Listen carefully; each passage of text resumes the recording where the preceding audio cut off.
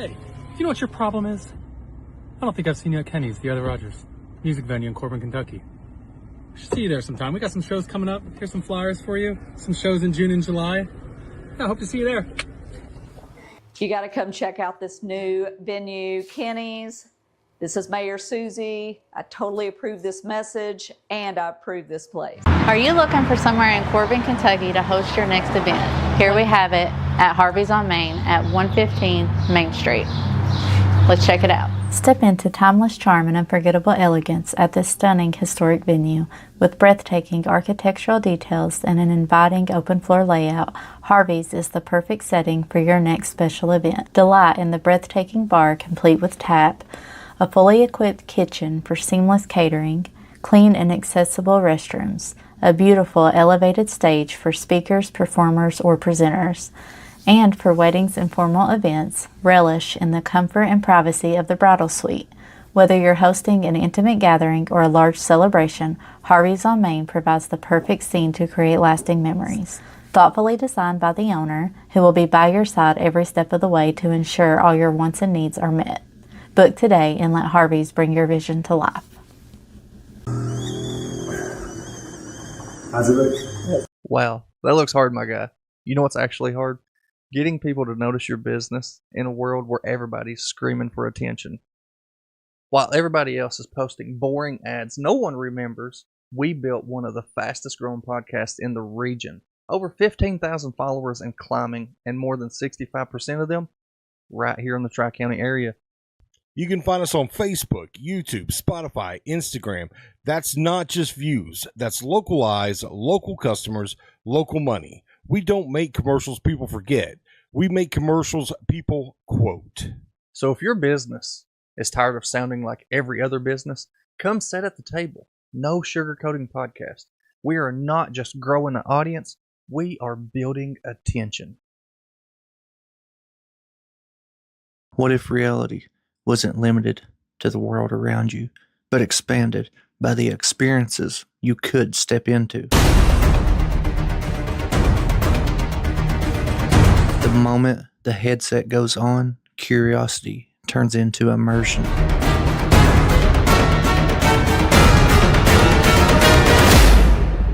Every step becomes part of the story. Every moment pulls you deeper into the experience. Designed to blur the line between virtual and real, this is more than gaming. It's total immersion. The best moments aren't just seen, they're shared. Step beyond the scene. Step into the experience. Zone perception. Unlock your imagination.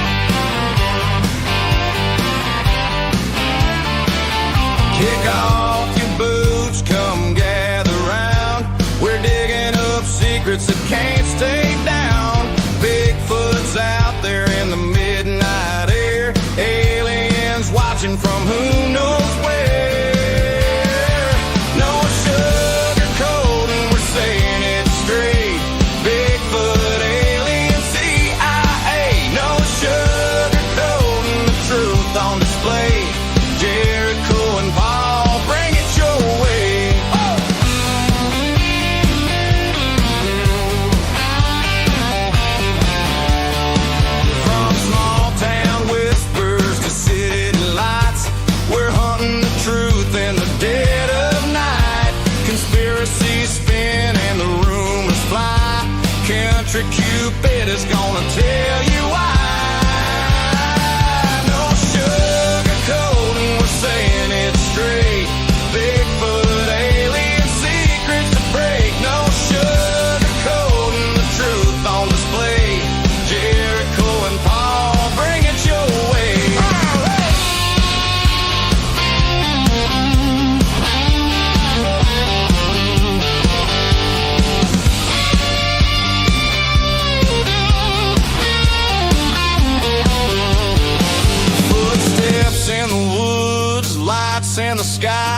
Some call it crazy, we just ask why. Laugh if you wanna, but you just might see there's more to the world than they want it to be. No sugarcoating, we're saying it straight. Bigfoot, alien secrets to break. No sugarcoating, the truth on display. Jericho and Paul, bring it your way. Truth or a tale, come and see. We're gonna have some fun, y'all.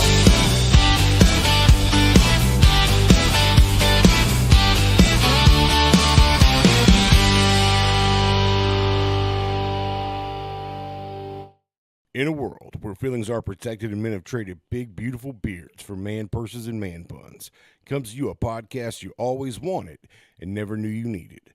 A podcast where feelings are left at the door and conversations happen unfiltered and no sugarcoating. What is going on? Facebook, YouTube, TikTok, wherever you want to find us. We're probably going to quit calling out TikTok, ain't we?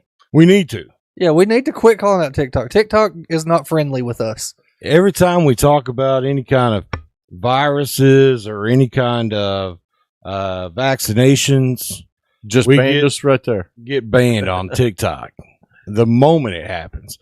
We can repeat something we heard on TikTok, and they still flag our stuff. Flag us for it.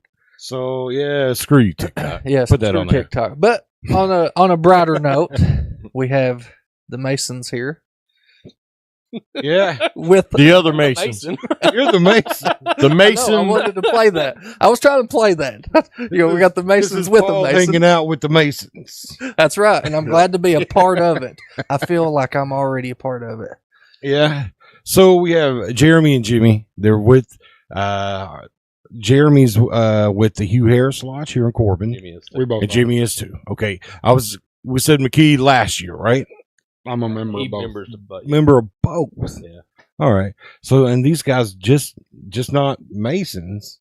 They're with the Shriners, and they're with the Widow Sons.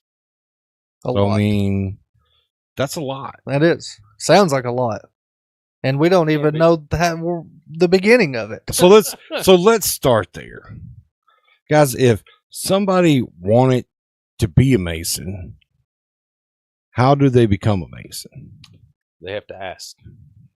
They have to ask a Mason. We can't recruit. We can't ask somebody. There's people in my everyday life that I would love to see do it, but I can't ask them. They have to ask me. It has to be of your own free will and accord that you ask that. Yeah, and you have to be male, believe in a God, and be at least 18 years or older. Used to be 21, and I'm talking about Kentucky. Each state's a little bit different. Each area is a little bit different. But as far as Kentucky, you have to be at least 18. Am I missing something? Kind of got put on the spot and wasn't expecting that. Sorry. Is there like an application or something? There is. So once you ask somebody, a Mason such as myself or Jimmy, we get your petition. You fill it out, and it asks some basic questions like name, address. Have you lived in that area for so long? If you've not, say you petition here in Corbin, if you've not lived in Corbin for at least 6 months, then we have to get a waiver from wherever you move from. Like if because- you lived in Williamsburg, Yeah. we would have to contact Williamsburg and get a waiver from their jurisdiction. lodge because Hmm. you lived there for a longer period of time and there might be people there that know you, just to make sure it's the right fit for you, not only for us but for you, because it should never be a burden on you financially or anything like that. So financially, is there a fee for it, or There's dues, yeah. yeah, most clubs have Yeah, it. any type of club or Yeah. anything has dues and stuff like that. That's how we pay for our building and the charitable stuff that we do, and along with fundraising and stuff like that. But once you fill out the application. It gets read off in lodge. A investigation committee is formed, and it's at least 3 guys that belong to the lodge that are master masons. They may sit down and talk to you. They may talk to your spouse. They may talk to somebody you work with, something like that, just to find out who you are. Because the purpose is to take a good man and make him better. Now, that doesn't mean that we're better than anybody else, nothing like that. But just like you all are buddies, if he's doing something that, might not be the best thing, you're going to nudge him and be like, hey, man. I do it all the time. I do it all the time. There's no nudging. So it's the same kind of thing. And to make sure that, it's not going to put a financial burden on you. Our dues are at our lodge is $125. It's not a big bunch of money, but And every lodge is different. yeah, every lodge is different. And that's annual, though, right? Yeah. Yes. So, But to make sure it's not going to put a financial burden on you that you're going to be taken away from another responsibility that you have or something like that. Not that we're trying to get into your finances or anything like that. And once the investigation committee comes back, then there's a vote, and it has to be unanimous. Just takes one person to say no. And then once that happens, there's a little ceremony to make you entered apprentice mason. That's the first step.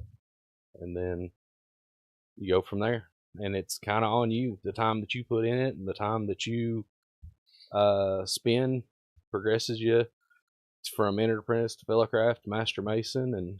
And it's one of those things that it sounds cheesy, but you get out of it what you put into it. mm-hmm.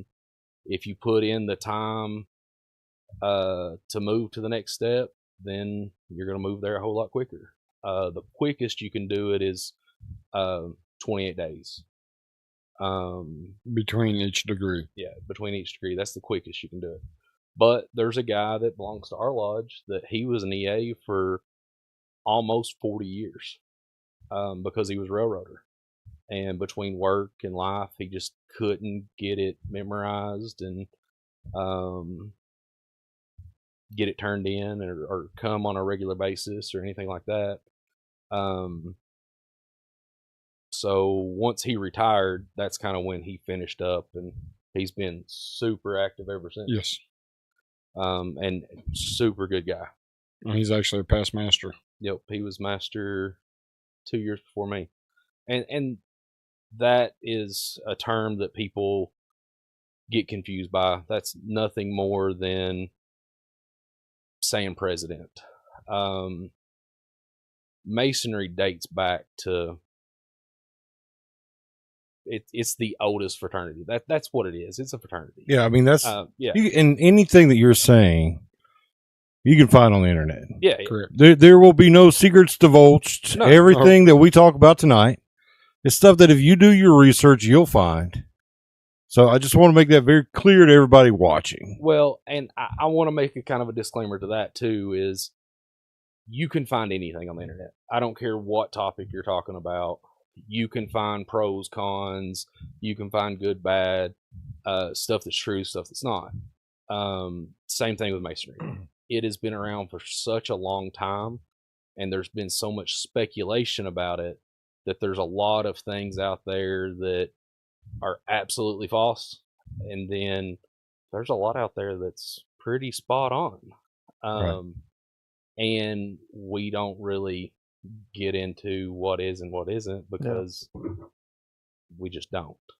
So you got that Jonathan Bowen saying, is there an oath against this verbal explanation? You know what he might be talking about on that? That's the reason why I said, guys, there's no secrets No, that's being disclosed. No. no. Oh, okay. Everything that they say, you can find. Okay. Yeah, And I mean that they know how far what they can talk about and what they can't. yeah. I mean this is what they do. Okay. We're sitting with 2 past presidents. That's what you were saying before. Yeah. I got you in a different direction. So yearly, you guys change hats or whatever, right? That's how that works. Yep. There's a group of of officers, and it's actually about 11 guys. SIMB. 2, 3, 4, 5, 6, 7, 8. There's 10 guys that are officers, and it takes about 7 or 8 years to go through the chairs to become the master.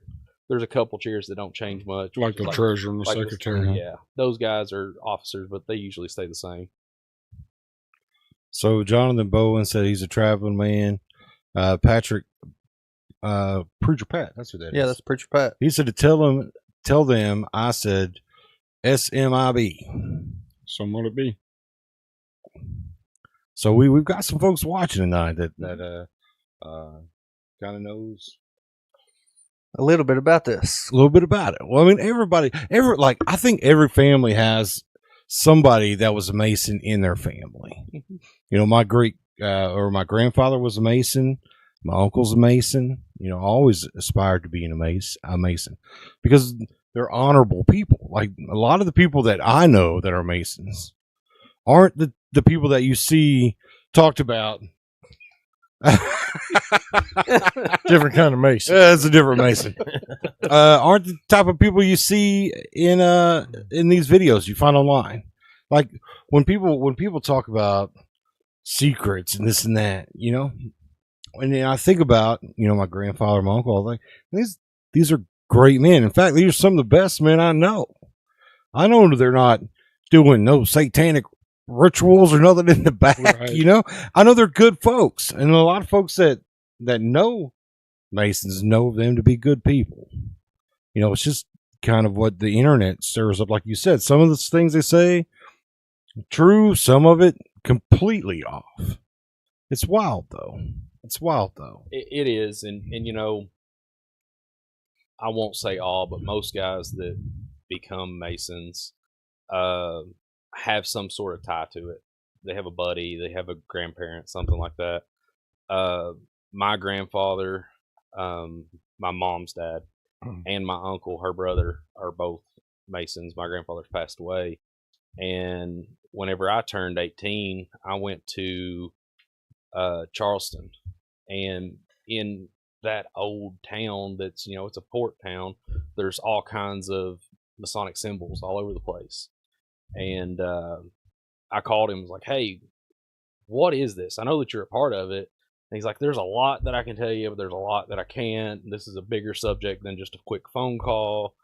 And he's, you know, we had a few different conversations about it, and it was something I knew I always wanted to do, because he was so influential to me and he was such a good man. Mm-hmm. That I really wish I would have done it what time he was alive. I ended up at his funeral. They did what's called Masonic rites. It's basically like us saying bye to a brother for the last time. And the room was just completely full of men that were Masons and, you know, saying their goodbyes to him. And I was very moved by that. And actually, as soon as we come back to town, I started trying to seek someone out. And that's whenever I met a guy named Jake Pennington and got a petition and kind of started my journey. And that was in 2014. Man, it feels like you've been like your foot on the gas the whole way. Yeah, I kind of have, and you know, there's good and bad to that. You know, with anything that's new, you're going to be excited and jump in, and I love helping people and doing things for people. For example, I live out in Tattersall, and I helped with the HOA out there for years, just because I wanted to see stuff happen for the kids. You and Dustin. Yeah, I know Dustin. He's a good dude. Me and him actually were the ones, and my wife painted the entire playground out there. Like I just moved in out there, and he was my next door neighbor at the time, which he don't live next to me now. He moved on down the road. But when you bring people together, and you can do all kinds of stuff. You can. Now, There's all kinds of questions coming. I got one question, kind of stay in line with what we've been talking about. But you said when you talk about all the votes has to be unanimous and all this and that, is there anything that would cause somebody to just flat out say no? I mean, So there could be a million things. There could be something like Lying on your petition. yeah. Well, I'm talking more like, Because they do like background checks. personalities. Like, is there a certain personality you try not to bring in, or No. my application got accepted, and they know I did the Country Cupid. okay? Well, good explanation. and I'll be honest, if it's somebody that I feel like people need to get to know, we don't judge a book by its cover. First of all, that's why we go out and talk and find out who this person is. But if it's somebody that everybody doesn't really know, or that, I'll kind of encourage them to come and eat with us and come to the breakfast and that kind of stuff. That way guys can get to know them on a personal level too, instead of just going by a piece of paper and a 10-20 minute interview and talking to a couple other people. The more time that you spend with somebody, the more that you can get to know them and that kind And of the stuff. more they're going to show their true colors. Yeah. Right. Yeah. Like there's a brother that we were actually talking about earlier before the show, that he hung around for probably a couple months before he put a petition in and come down and ate and that kind of stuff, from my understanding, and because they just wanted to get to know him a little bit, and he's been an active member ever since. And actually, I went through all 3 degrees with him. Have you ever had to kick somebody out that's become a member? So we necessarily don't do it. Each state is governed by a Grand Lodge. So the Grand Lodge of Kentucky would be the one to do it. And you can be brought up on charges for doing things that are unmasonic or and it's a very strict guideline to go by. Like cheating on your spouse. Yep. That happens. I mean, and you can get completely kicked out. And it's a full-fledged trial. They present evidence, there's a jury, and it can go several different ways. It can go, hey, this guy's innocent, to he's guilty, and now what's the sentencing? Is it expulsion? Is it suspension? Or is it like a private or public reprimand? Yeah, which is in front of the lodge. Going in front of the lodge and saying, this them, person don't did this, you shouldn't have done that, that kind of thing. And those things happen. But it's taken care of internally. So you say that there's expulsion or suspension. Mm-hmm. That would only be a punishment if there's a benefit. So what's the main benefit about being a member? Well, I can tell you on my side. Well, I've not been a Mason. Yeah. So Well, I can. Well, I only got started on my journey, but it was the brotherhood. It was the brotherhood. The benefit was that I knew I could call Jeremy at 2 a.m. and say I need you, and he'd be there. Mm-hmm. And the things that we got to do together, all the different things because there's a lot of fundraising that goes on, and a lot of different things that you're a part of with the community, with the Masons. My wife mentioned best breakfast in town. First Saturday of every month, you can go down. I think it's maybe $12 or $15 now. It's 13. 13. Mm-hmm. Get you all you can eat. Go if you want to talk to Masons. You want to be around some Masons. You want some good food. Pay you $13 and go to the lodge. They'll feed you. There'll be Masons there. But that's open to everybody. It's open to everybody. So that's what I'm saying. Most of the stuff you do is open to everybody. Yeah. So what's the benefit of? I mean, why? I'm just saying. You're fine. Yeah. isn't really a benefit to being a Mason. I'll be honest. There's not anything, the work that we put in, Right, because we're that in the Bible Belt with church communities tied. there's nothing to say there's a benefit. I'm Well, not going to get out of anything. We're not, there's all kinds of conspiracies out there. There's not a benefit other than you're not a part of this group anymore. You've kind of been. But I kicked mean, out. isn't it part of the Mason oath though that you do help a brother? Right. Yeah, Yes. yeah. So that's a big benefit. Oh, yeah. One. Well, I said that, Ronnie. Well, and, Well, I mean, I wanted to hear it from them. Like you're Well, an EA. I wanted to hear. I'll actually put that in perspective. Right. There is a brother. He took the first vacation he had took in, I think, 18 years. It was like right after his daughter's senior year. They were in South Carolina at the beach. Second day being there, they were driving his wife's car. It had been raining. The car went through a puddle. It sucked water into the engine and locked it up and destroyed the engine right there. He got it towed to a shop. It sat there almost all week trying to get worked on. He sent one text of, "Hey, I need help," to a group of us. And there were several of us trying to figure out how we could help him. Within probably 30 minutes, it was determined that I was actually taking work off the next day. I went and picked him and his wife, his daughter, and his niece up. It took me 7.5 hours to get there and 7.5 hours back. Brought them home. Another guy went and picked up his car with a trailer and brung it back to get it fixed locally, so that he wasn't dealing with being out of town and that kind of stuff, just off of one text. I have a lot of friends. I have a lot of associates. I don't know that guys I've known for a long time would do something like that. Right. But in this group, there's several that would do anything. I see a lot of people in the comments too saying they're from other lodges and they love to support and they're wanting to know what lodge you guys are from because they missed it and all that. But that's it's not just the one lodge. Then that's the Right. benefit. Yeah, It's nationwide, Nationwide, worldwide. yeah. It's a Mason worldwide. helps a Mason Yes. anywhere you are.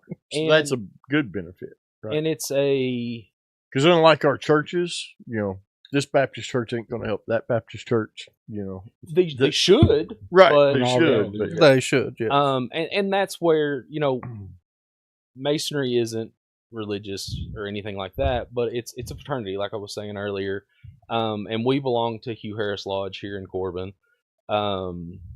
but I've been in other countries, I've been in other towns, cities, states, and be wearing a hat or a ring or something, and have guys approach me and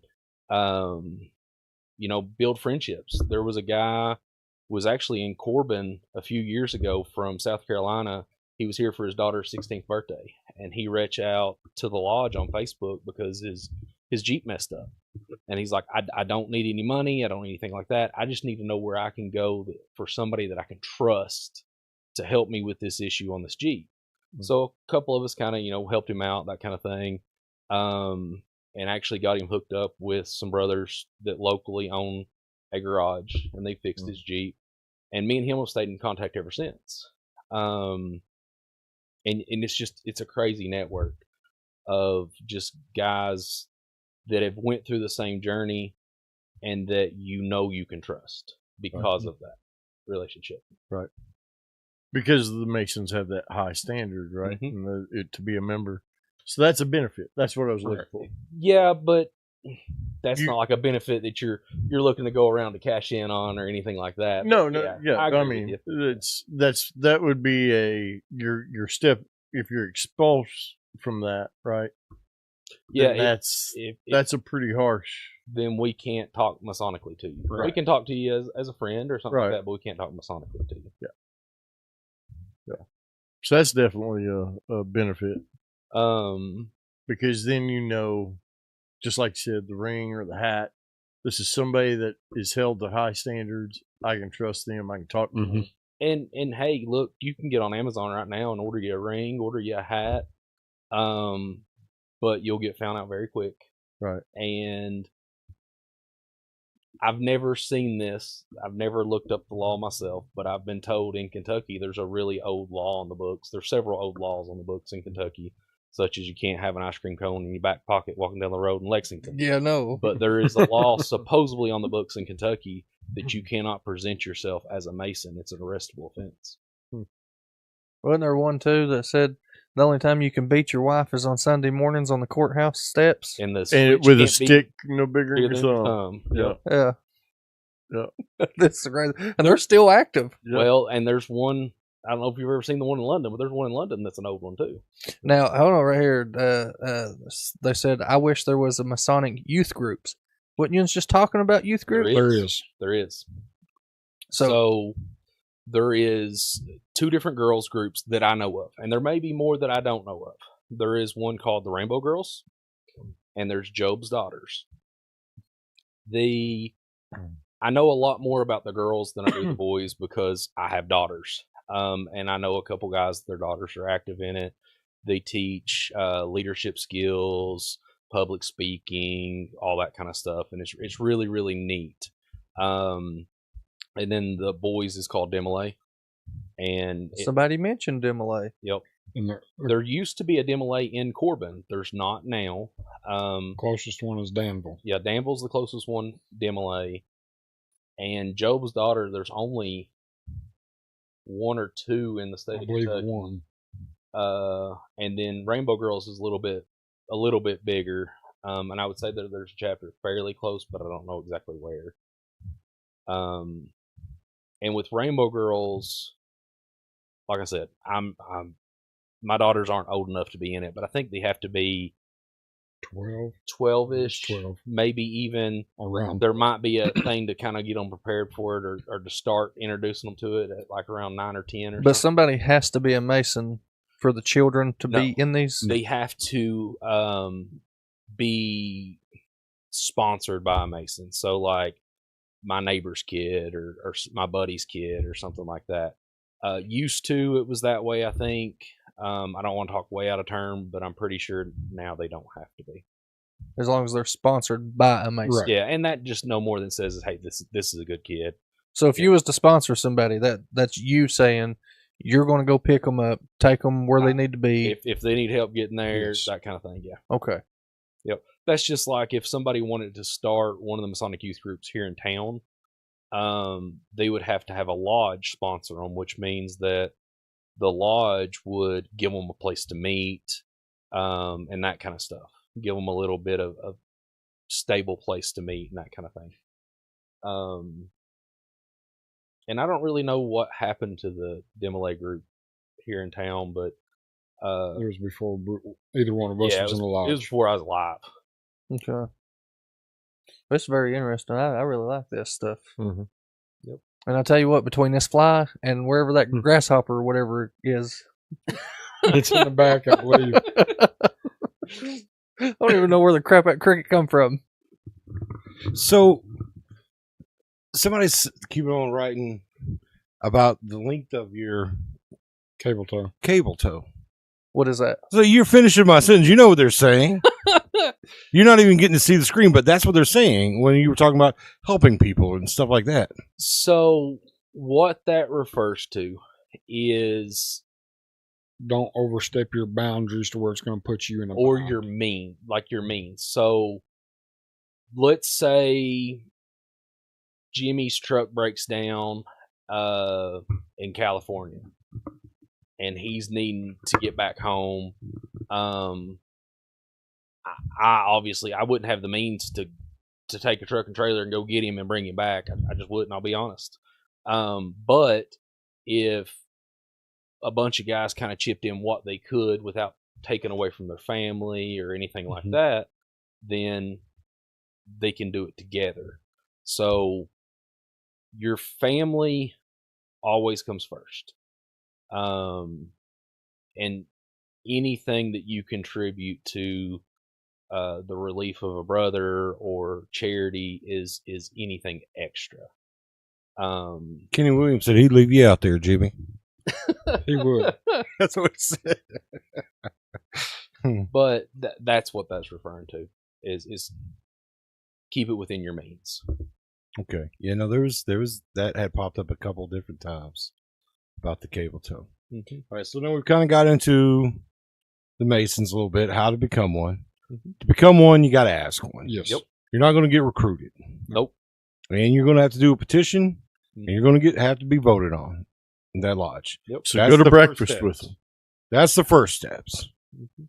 Second step, not really step, but helpful, like you said. Mm-hmm. Go check them out. Go once every Saturday to their breakfast. Meet some of the brothers. Talk to them. You know, tell them that you're interested. You know, that would be a great first step. Yes. Yeah. We've even had people reach out to us because Hugh Harris has a Facebook page. We've had people reach out to us on Facebook, and if I'm the one that answers them, I always tell them to come down to. Masons don't do anything that we don't eat. I'll just be honest with you. We love to eat. I mean, look at me. But we always have a meal before our meeting. It's an hour before our meeting that we sit around and talk, what we call fellowship, and eat. Anybody can come to that. If you're interested, come down there, eat with us, break bread with us, talk with us.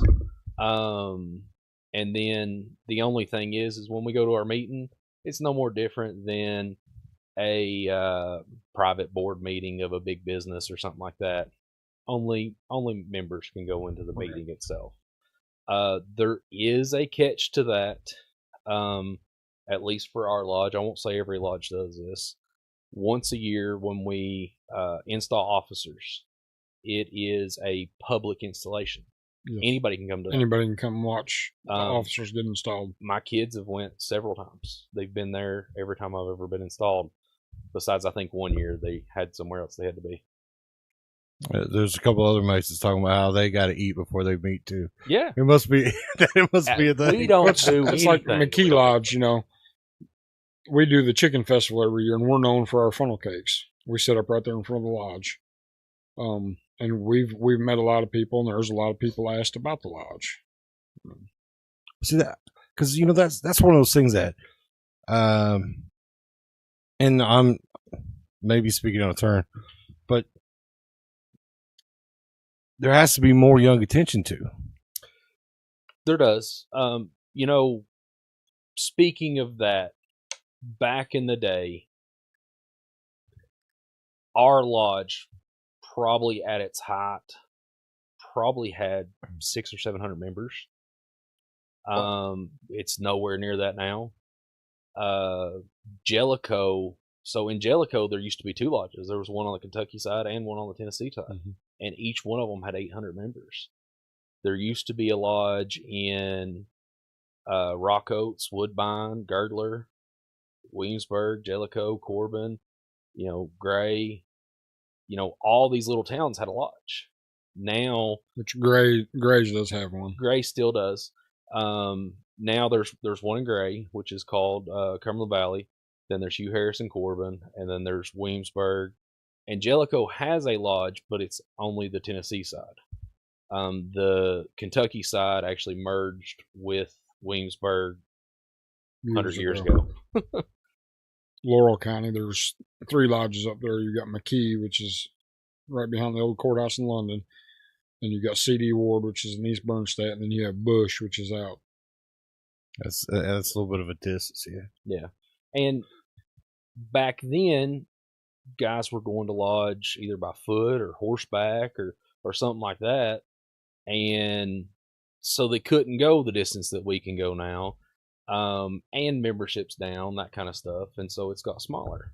Our lodge used to not be where it's at now. Currently, it's on South Main, right across from Wayne Supply. It's a big old building. It doesn't look big from the outside, but you go in there, it's huge. But it actually used to be right here at the bottom of Gordon Hill. Those apartments there? Mm-hmm. So that actually used to be, the bottom was the fire department, the middle was City Hall and the police station, and the top was the Masonic Lodge. And the Masons owned the entire building. That's awesome. I didn't know that. And they would do dances and things in the lodge hall because we don't use our building a lot. You know, we meet twice a month. And then we use it for a breakfast, and there's another organization that uses it 1 day a month. So it's kind of a waste of space. I mean, it's not a waste of space, but it doesn't get used a lot. I'll say that. Let me ask you this. So somebody said, just became master, but we all have small numbers, so I'm getting put in a senior deacon chair. Any advice? To me, the senior deacon is one of the most important chairs in the lodge. Learn Yes. everything you can. Yes, I don't think that anyone should ever skip senior deacon, because there's so much to learn there. Every chair has something to learn, but that one, there's a lot to learn, especially before you go to any of the others. I didn't get jumped like that, but I did as soon as I got raised. A few months later, I got put in as a steward. I know that you all aren't Masons. You don't know what that is. Steward basically is the guy that cooks the meal. There's I'm two the of them. steward of my house then. They always prepare the I've been a meal steward for a while. and get the lodge ready for the meeting and that kind of stuff, and then clean up after the meal. And then deacons it's just another position. Well, so that kind of answered that. Someone else can someone get me on this podcast to tell my story? What happened to? A recovery program in London, Kentucky. Just wondering. I don't know. Well, just message us, and we'll talk to you. Message the page. Yeah. Anyways, so what I was getting at before I got way off. So you guys aren't just Masons. No, That's the first step. That's where I was going. That's the first step. well, and But you guys have. that's the first of three, because I'm gonna back up just a little bit. Every organization is different as far as, you know, there's a million different organizations out here. Some, once you're a member, you're a member. Ours, you got to put a little bit of work into. Mhm. It's just like I was saying, a trade guild, you know, journeyman, that kind of stuff. We have Entered Apprentice, Fellowcraft, Master Mason. So you have to put a little bit of work in, go through the degrees, and then once you're a Master Mason, there's a lot of work you can do in your Blue Lodge, which is Masonry, that can always keep you busy. But off of that, there's different things as well. You know, think about people you went to school with. You know, you know all of them because we live in a small town. But everybody kind of had their own little thing. Some guys are into cars. Some guys are into motorcycles. Some people, and pull it back to Masonic stuff. Masonic has a lot to do with charity and helping people. And in the Blue Lodge side of things, people don't know what we do because we don't look for recognition or self-aggrandizement. We're not looking to go pat ourselves on the back. So we do things without ever saying we did it. We just did it because it was the right thing or to help somebody or something like that. Not that I'm saying anything different, but each organization, such as York Rite, Scottish Rite, Shriners, they have a specific charity that they focus on. You know, Shriners is Shriners Hospital. York Rite is Right Care. No, it is That's Scottish Rite. Scottish Rite. I'm not either one of those things. The York Rite, they do the Eye Foundation. Yeah, the Eye The Foundation. eye surgeries and stuff. And Is their biggest thing. Knights of Templar. Yep. And someone said that their dad was a Scottish Rite Shriner. Mhm. So those can coexist. Yeah. Well, Yeah. you have to be a Mason first, and then you can step out into the appendant bodies, which is Scottish Rite, York Rite, Shriners, and there's other things, you know, beyond that. Yes. In order to be a Shriner, you have to be a Mason. Yeah, you have to be a current Mason to be a current Shriner. And if you get suspended from being a Mason, then You're out of all of them. You can't be in part of any of it. Because both of you guys are Masons and Shriners. Yeah. Correct. Yep. In fact. Yeah. Now there goes. Now we're really busting down the doors. This Masons. So, but what about the Widow Sons? I mean, that seems, which I mean, in all rights, is a motorcycle club, right? It's a riding. It's not a association. motorcycle club. Oh, I'm sorry. That would be an MC. We're not an MC. It's a group of brothers that are Masons that like to ride motorcycles. We're a Masonic riding organization. And they focus on charities to help kids. For example, we're both going on a motorcycle ride tomorrow. It's called Zack Attack. It's in Lexington. It was this little boy. I can't remember exactly what it was, and that's horrible for me to be talking about. Yeah, you go right ahead with Yeah, that. I'm not going to pronounce it either. It was a fundraiser started to help him, and to help. He had something I can't. I'm. It's horrible for me to say, but I don't know. And it went on for several years. This is the 15th annual ride, first memorial ride. He Yeah, passed away last He year. passed away last year. They didn't do a ride last year. This will be the first memorial ride. See if you can butcher that, Paul. All right, so it is the 15th annual Zack Attack First Memorial Ride charity ride honoring Zack, Saturday, July 18th. Registrations at 9:30 a.m. Kickstands up at 11:30 a.m. Men of War Harley Davidson in Lexington, Kentucky. After a year away, we return to carry on tradition in Zack's honor, raising funds for Progira Research Foundation of Kentucky. Yeah, Yeah, I it would. has to do with something. I'd have butchered that too. Yeah, and That's why I figured I'd let Paul do it. Yeah. and see, that's the thing about like the Widow Sons. Every chapter doesn't have a specific thing. Like Shriners, all the money goes to Shriners Hospital and transportation. With the Widow Sons, they can kind of pick things. Like there's a group over in Breathitt that their main focus is kids that are in foster care, and their big focus is they take care of Breathitt and Wolfe County. Every kid that's in foster care, get them Christmas presents. That's their big focus that they do. That's amazing. It's also known as the Hutchinson-Gilford syndrome. Okay. There you go. And then there's another group that they help with the Special Olympics every year, and they're Widow Sons. So every group does something different. The chapter that we belong to, we help with Shop with the Cop over in Middlesboro. That's what we call it. I don't know that Middlesboro actually calls it that, but that's basically what it is. And we've helped with that ever since we became a chapter. Let me ask you this. Can private citizens volunteer time for the Masons? The reason why I ask is Marcia, she's been watching our show for a long time, Miss Campbell, says she would love to donate time to make a dinner before one of your meetings. That raised her kids through all the Masonic. She's the one that asked about the And she was kids programs and stuff. She was a mother advisor of Rainbow Girls. Okay. Yeah. Yeah. Yeah. I mean, just reach out. We've got a Facebook page. That'd probably be the easiest way to reach out to somebody. And Hugh Harris Lodge in Corbin, Kentucky. Yep. We've done things where people in the community have helped out.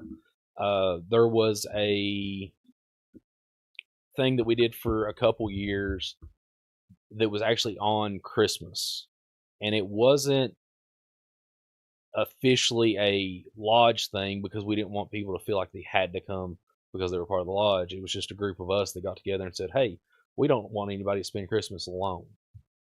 So we called it Christmas Together, and we did it for a couple years. And basically we met down at the lodge and we had chili and potato soup and stuff like that, and anybody can come. You know, a recently divorced dad that, you know, he didn't have his kids that Christmas, or somebody that was homeless, or whatever. It didn't matter what it was, or an older people that maybe their kids didn't live around here, just so they could be around people.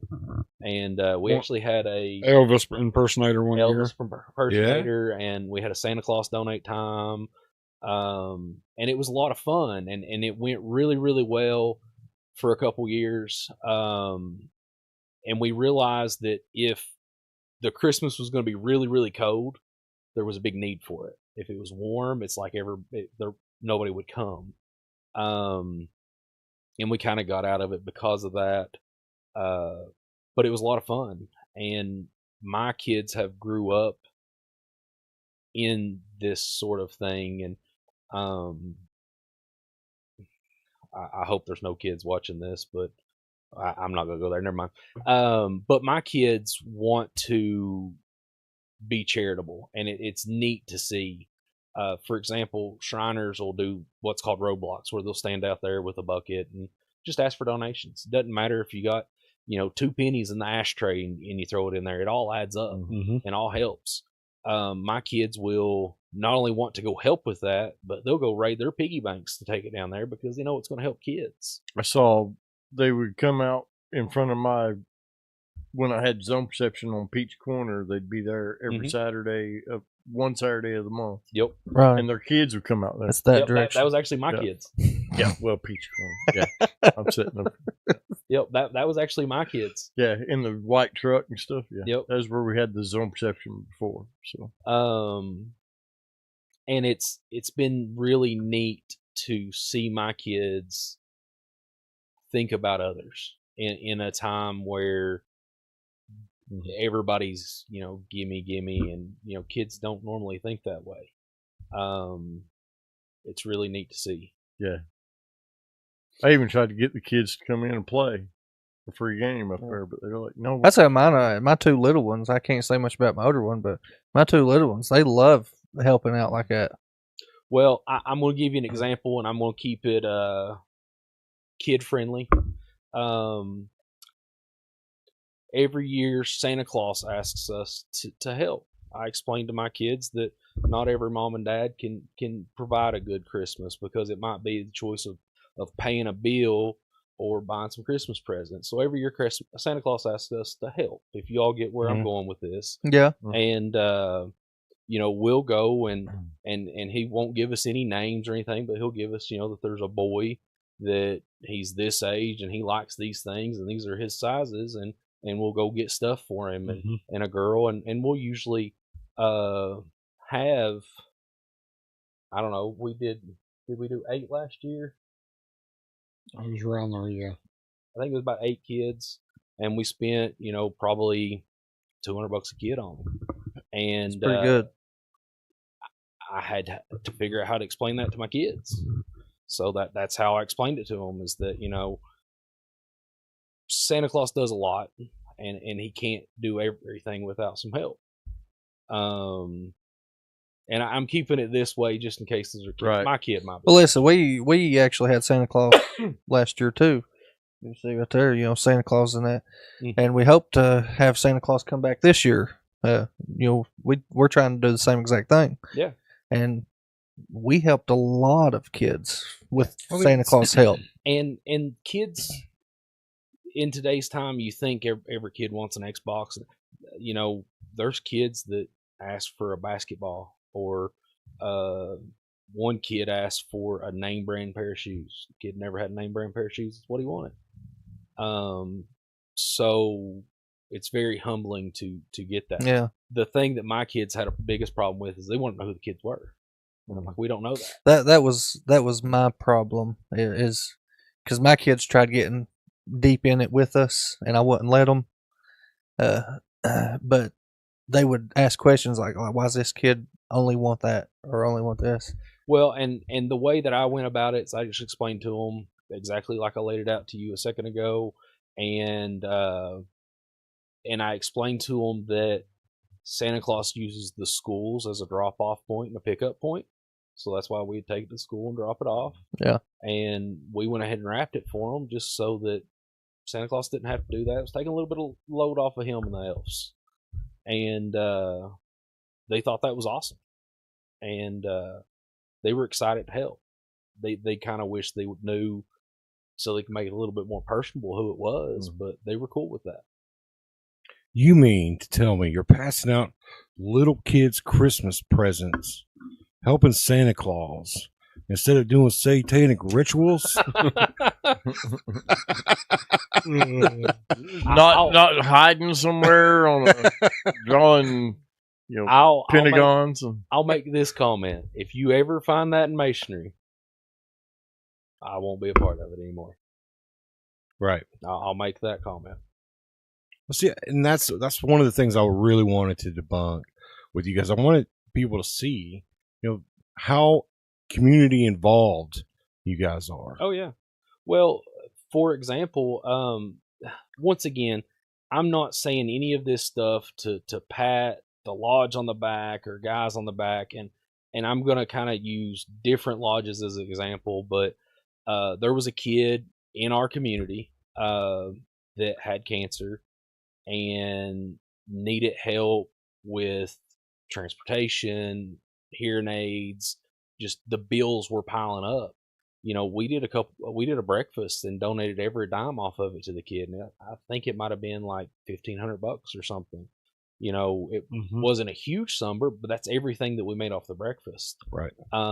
We've had adults with cancer, and it just got brought to the lodge of, hey, this person needs some help, and we've just done it. Some people will post, hey, I want to thank, but we don't go asking for that. We don't, nothing like that. Couple years ago, there was a kid that, if I remember right, had some health issues and maybe both arms were in casts, and the only thing the kid really could do was play on an iPad, and went to the dollar store with the mom and set the iPad down in the dollar store, and it got stolen. And the family just didn't have the means at that moment to buy another one, and one of the guys just seen it on Facebook. And so we've got, a bunch of buddies, we got a group text, and he threw it in there, hey, this just happened, screenshot it off Facebook. He's like, I really want to help this family. I want to help this kid, because that's the only thing this kid can do is play on a tablet. So within a couple hours, we had the money kind of thrown in a hat together.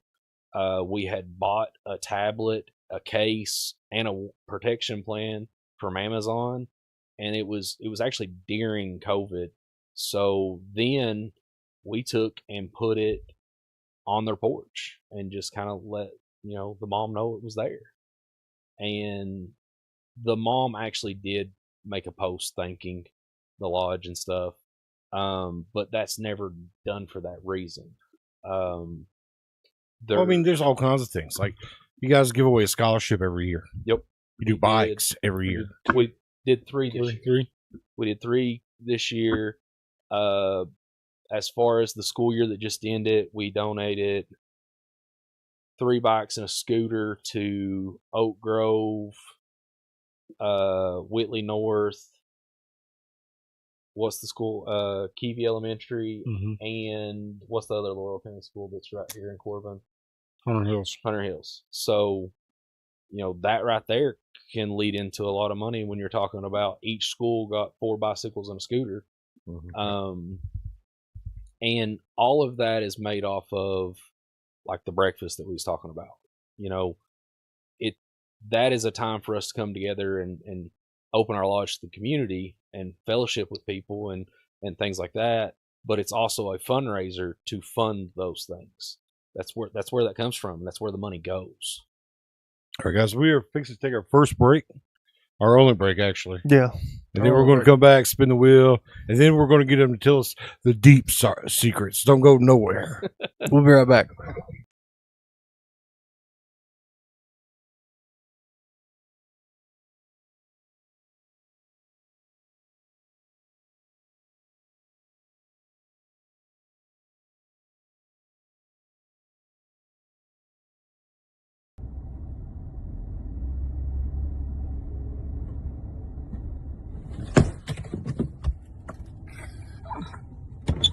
Hey, do you know what your problem is?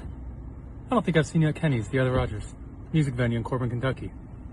I should see you there sometime. We got some shows coming up. Here's some flyers for you. Some shows in June and July. Yeah, I hope to see you there. You got to come check out this new venue, Kenny's. This is Mayor Susie. I totally approve this message and I approve this place. Are you looking for somewhere in Corbin, Kentucky to host your next event? Here we have it at Harvey's on Main at 115 Main Street. Let's check it out. Step into timeless charm and unforgettable elegance at this stunning historic venue. With breathtaking architectural details and an inviting open floor layout, Harvey's is the perfect setting for your next special event. Delight in the breathtaking bar complete with tap, a fully equipped kitchen for seamless catering, clean and accessible restrooms, a beautiful elevated stage for speakers, performers, or presenters. And for weddings and formal events, relish in the comfort and privacy of the bridal suite. Whether you're hosting an intimate gathering or a large celebration, Harvey's on Main provides the perfect scene to create lasting memories. Thoughtfully designed by the owner, who will be by your side every step of the way to ensure all your wants and needs are met. Book today and let Harvey's bring your vision to life. How's it look? Wow, that looks hard, my guy. You know what's actually hard? Getting people to notice your business in a world where everybody's screaming for attention. While everybody else is posting boring ads no one remembers, we built one of the fastest growing podcasts in the region. Over 15,000 followers and climbing, and more than 65% of them right here in the Tri-County area. You can find us on Facebook, YouTube, Spotify, Instagram. That's not just views. That's local eyes, local customers, local money. We don't make commercials people forget. We make commercials people quote. So if your business is tired of sounding like every other business, come sit at the table. No sugarcoating podcast. We are not just growing an audience. We are building attention. What if reality wasn't limited to the world around you, but expanded by the experiences you could step into? The moment the headset goes on, curiosity turns into immersion.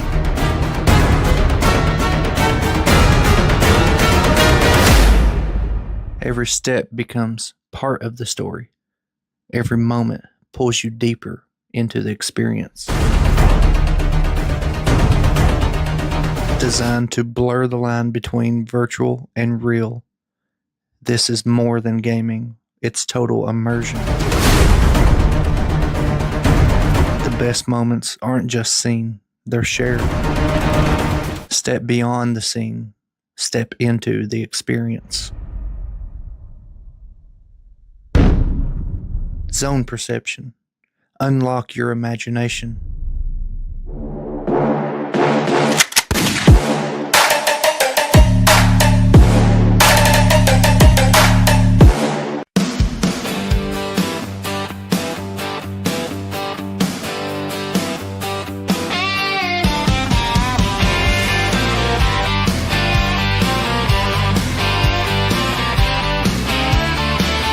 Kick off your boots, come gather round. We're digging up secrets that can't stay down. Bigfoot's out there in the midnight air. Aliens watching from who knows where. No sugarcoating, we're saying it straight. Bigfoot, alien, CIA. No sugarcoating, the truth on display. Jericho and Paul, bring it your way.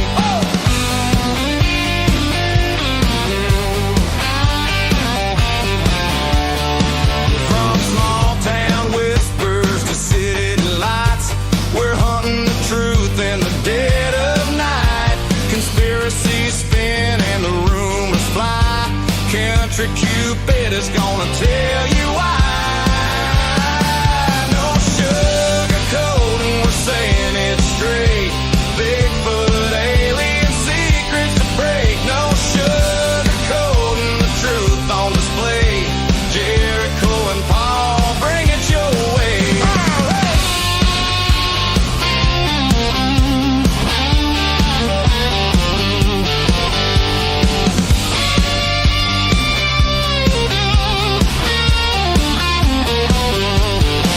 Footsteps in the woods, lights in the sky. Some call it crazy, we just ask why. Laugh if you wanna, but you just might see there's more to the world than they want it to be. No sugarcoating, we're saying it straight. Bigfoot, alien secrets to break. No sugarcoating, the truth on display. Jericho and Paul, bring it your way. Truth or a tale, come and see. We're gonna have some fun, y'all.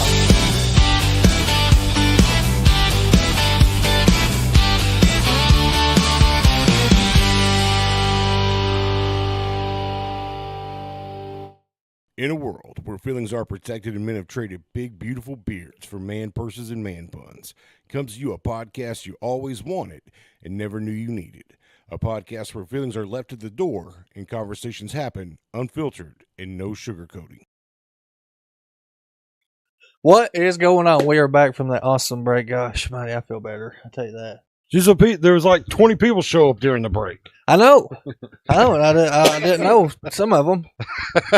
Speaking of, did you tell Jericho about the other night that people just came up to me and you was getting pictures? No, I didn't want to try to make him feel that we were Hold more on important now. than he Tell me. was. Tell me. Right. Tell me. I was What just- was this? Just like, somebody just. So this is while we were in Middlesboro with 606 Pred Hunters and Okay. Eyes on Evil. Okay. We were at a place called Happy Hollow Hollow. Apartments in Middlesboro, which is rough living. It's rough living, but that's where the decoy was that this predator was going to come and meet with. So while we're there, Ronnie's got his camera out, and like we almost got as much love as the Pred Hunters and Eyes on Evil. Everybody's like, "Oh my God, is that No Sugarcoating podcast?" They're like, "Can we get a picture with you guys?" And we're like, "Yeah." It's the Sorry, first time. Jericho couldn't be here for this, Yeah. but So how did both of you keep this from me till just now? well, because I didn't think it was that important. I didn't want to tell you about it. Now, hang on now. Let's tell the truth. I can tell how his like voice kind of lowered right there. He's like, yeah, I didn't want to I said, "Oh, Jericho is going to be so upset he missed this." Well, at least we're getting out there far and wide. That's Right. Middlesboro. Yeah. We had I think 2 or 3 different families want to take pictures with us. And see, Awesome. that crowd That's awesome. knows me. Most of this crowd that it watches every time don't even say my name. But that crowd knew me. From this. Let me Yeah, just. from He Park- had his okay. hoodie Yeah. on. His name was on his damn shirt. Man behind the scenes. Right. So they took a quick glance at his shirt. Ronnie, Yeah. how you? Like I feel like every one of them was looking at my tits before they said my name.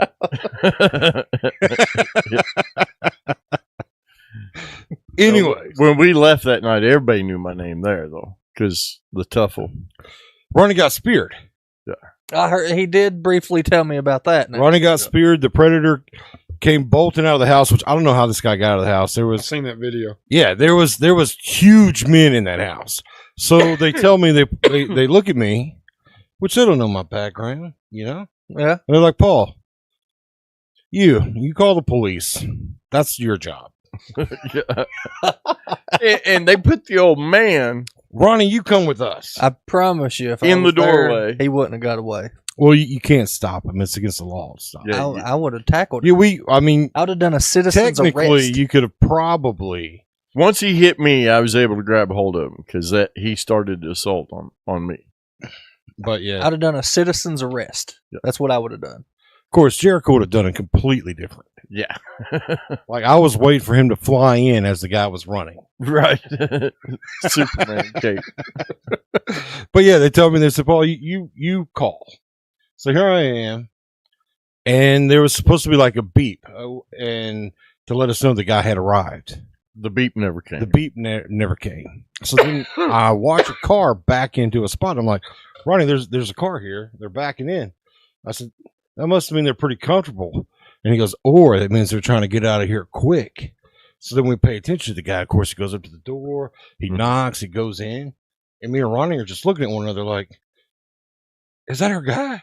And Is that our guy?" Oh, you didn't record none of this? I started recording, but I had the camera down because he had walked right in front of me. We were parked right in front of the door. Oh, okay. Yeah. So you're trying to Trying to stay be under a the little bit, radar. yeah. Trying to stay under the radar. So, anyways, you know, you had my GoPro though, the right? guy goes, No. Yeah, you had Yeah. my GoPro. Oh. and then Big R and everybody else shows up. And these men are 6'4", every one of them over 300 pounds, it looked like. Just watch the video if you haven't. They're all big men. I felt Yeah, like I'm it the was smallest one in there besides the Pred. felt like it was under control. So here I am. I'm like, all right, I'll call the police. So I called 911, and they're like, I'm like, yeah, 606 Pred Hunters asked me to call you, let you know the guys arrived. And they're like, well, the 911 call actually goes to Bell County or Middlesboro. You've got the Bell County. I'm going to transfer you to Middlesboro. I didn't know that they had a dispatch, one or the other. So then they send me over while all this action's going on. I'm listening to elevator music in the car. And I'm like, hey, he's here. He's gone. Because he got loose Yeah. while I'm watching in the car. So while we're on that topic, did he ever get caught? No, I don't think so. I didn't. No. I've not seen anything that he actually got caught. So yeah. He didn't get caught. And there were tons. So let me just say, the neighborhood that I'm talking about knew the car the guy showed up in. Somehow, every damn tire on It his was flat. was flat.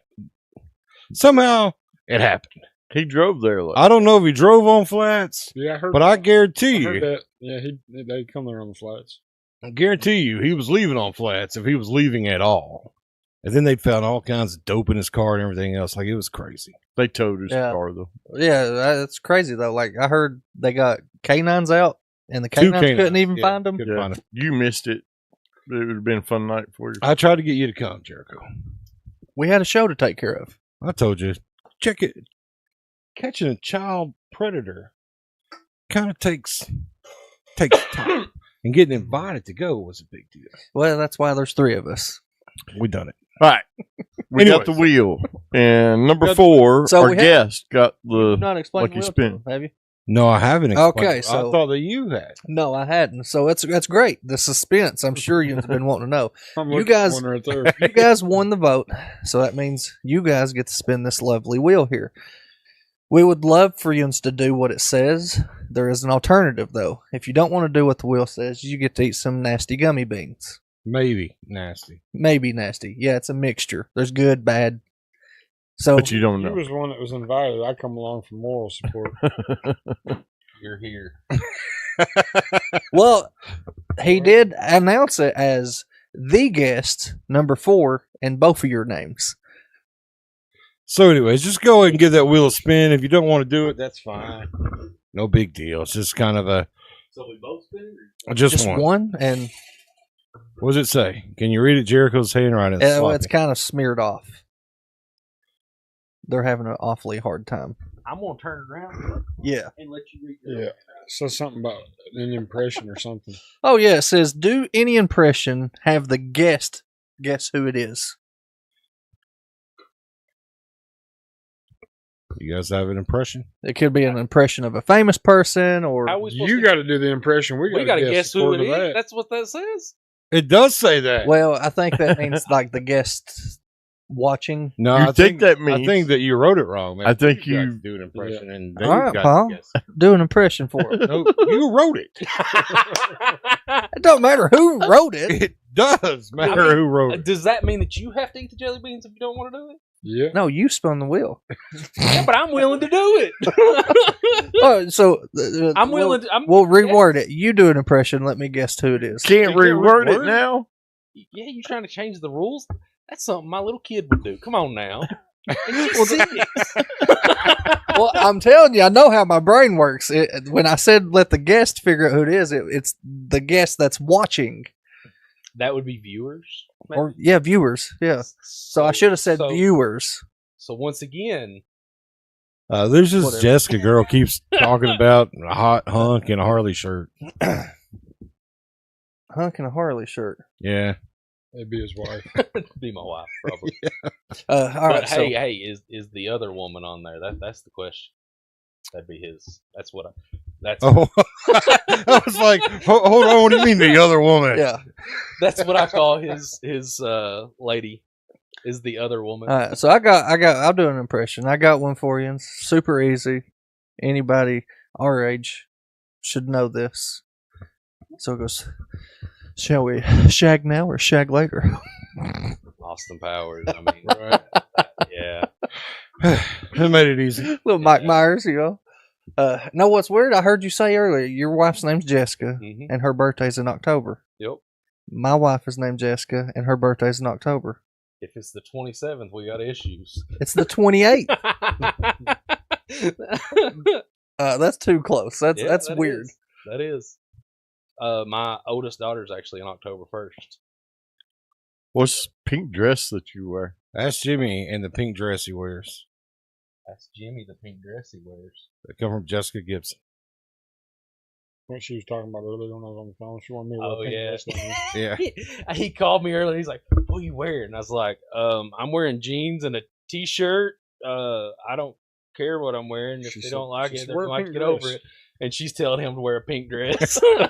He's like, "Well, I'm gonna wear shorts and t-shirts." Like, dude, I don't care. Dude, I've come in here on a onesie and all kinds of stuff. Well, I'm a That's it. I'm a cheer dad, so I've showed up with I've got neon pink shoes that light up and troll hair and all kinds of stuff that I've wore to competitions. So I don't care. Yeah, so you fit right in. That's awesome. It doesn't bother me. All right. So, reel it back in. Tell us about the shrine. So you said all Shriners are Masons. Yes, you have. That is I think everybody knows the shrine. The guys that drive little cars near all your fairs sell Valdelia onions, right? so. Shriners started. Basically, a group of Masons met at the Knickerbocker Hotel. There was a restaurant there, and they would have lunch. I think it was like one day a week, and the group just kept growing and kept growing.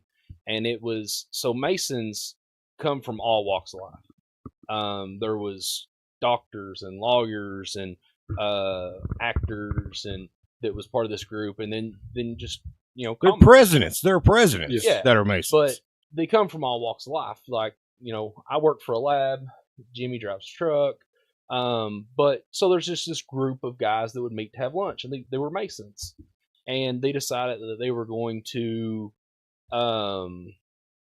make this a thing, kind of make it a thing inside of a thing. And so they started kind of spitballing some ideas. And at that time, Arabian things were kind of the in thing. And one of the actors was like, I just went to this, party that it was Arabian theme, and they kind of explained it. And so that's kind of how that got started. And then it went for a couple years, and they didn't really know what their purpose was. So, like, the Shriners are relatively new then, right? No. They've been around. I'm talking like 1800s. They've been around for a long time. Late 1800s that this went down. But nothing compared to the Masons. No, Masons have been around. Nobody knows the actual, like, hey, this is when it started, but it dates back to biblical times. I'll say that. Right. But in comparison to that, yes, Shriners is newer. But they decided, because it kind of grew into this big thing, that they wanted to do some good. And so there was a need at the time. There was a polio outbreak. And all these kids were, suffering from polio, and not only kids, but adults and everything. So they started having a hospital that was for polio patients. Polio ended up getting eradicated. So at that time they had, the means and a hospital, and they're like, now what do we do? So that evolved into Shriners hospitals that take care of kids. The closest Shriner hospital to us is in Lexington. Mm-hmm. And then there's one in Dayton, Ohio. The one in Lexington focuses on scoliosis and orthopedics. I think my little girl still goes to Shriners. Yep. And so all the money that they raise pays for that. Mm-hmm. And not only pays for that, but let's say that there's somebody that lives here or even farther away from here that needs to go to Lexington, you know, they'll get them there. There's vans that go up and down the interstate every single day, and basically 2 Shriners go and pick them up, them and a parent, take them to their appointment, usually take them out to eat, and take them back home. And all of that's completely paid for. They do bill insurance, but if they don't have insurance or there's something after the insurance, every bit of They it owe is- nothing. Yeah, they owe nothing. It costs the family nothing, because it's all off of the charity work that they do. But that's kind of how Shriners started. Everybody, you know, our age or older know them as the guys that would drive the semi trucks in the parades and things like that. The hat. Yep, and the hat. What's the deal with that hat? It was just back to that whole Arabian thing, and So there's no symbolic meaning. It's just a. there has been now. There's been, but it's basically a way to bring attention and people certainly gets recognize attention. you and that kind of stuff. Yeah, certainly gets attention. Oh yeah, it does. I mean, I want to drive one of them little trucks. And that's what Shriners is about is helping people and having fun what time doing it. Right. They're kind of that's what it's all about, you know. And they do everything from circuses to selling onions to Rodeos.